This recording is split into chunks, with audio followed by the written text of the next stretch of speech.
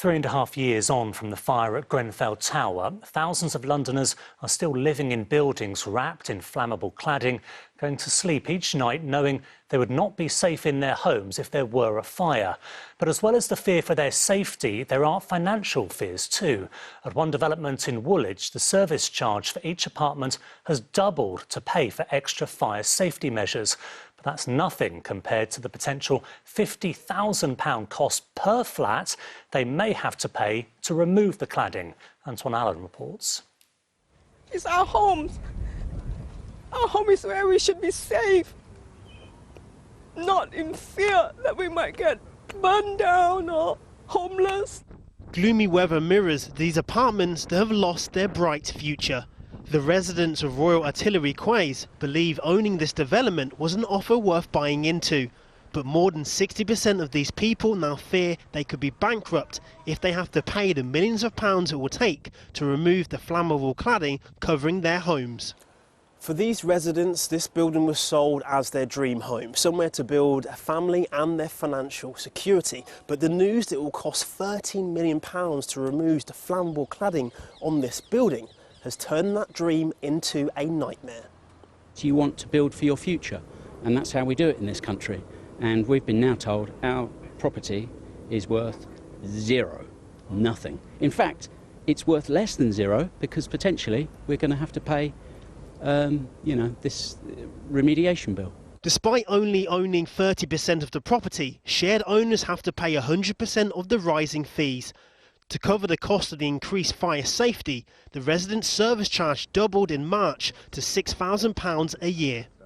I already can't afford the increased service charges. The idea of a fire in the building is terrifying. We had the fire alarm go off at 1 a.m. on a Sunday night a few weeks ago, and that was petrifying. In 2013, Barratt Homes developed these towers before selling the freehold. They say the cladding system met the regulation at the time. Fire inspections since the Grenfell Tower fire revealed the building is covered by non-ACM cladding, different to Grenfell but still flammable and dangerous. The apartments are costly to stay in and near impossible to sell. It's like I'm imprisoned by this flat that I bought in 2009 in good faith, but I can't move out. I'm stuck. Steve has been campaigning for months for Barratt Homes to help residents pay the bills to make their building safe. If you bought a car and that car was found to be so dangerous in its build that it could kill you, would you not expect the manufacturer to recall that car, at their expense remediate the defects in that car? Barratt Homes have now paid £1.3 million to cover the cost of internal fire safety measures. Externally, the current building managers have applied for the government's £1 billion fund. That is for the removal of the non-ACM cladding from private buildings. But if that's unsuccessful, each apartment owner faces a £50,000 bill.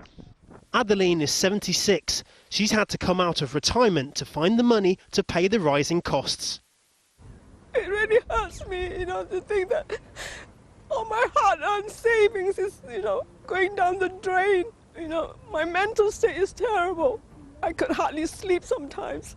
And I wake up, I have a nightmare, jumping up and say, oh my God, where am I, This is one flammable cladding covered apartment of many, each hoping the government or their developers will help to make their homes safe again.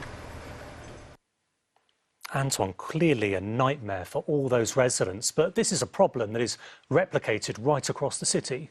Well, after the Grenfell Tower fire, when it comes to buildings that have found flammable cladding on them, the question has always been who has to pay for it? Should it be the property owners, the developers, or the freeholders? Well, the government's Building Safety Fund tries to alleviate some of that burden, but in London alone, it's been 1,587 applications. That means the residents that I visited and many across the capital have an anxious wait to see if they're successful.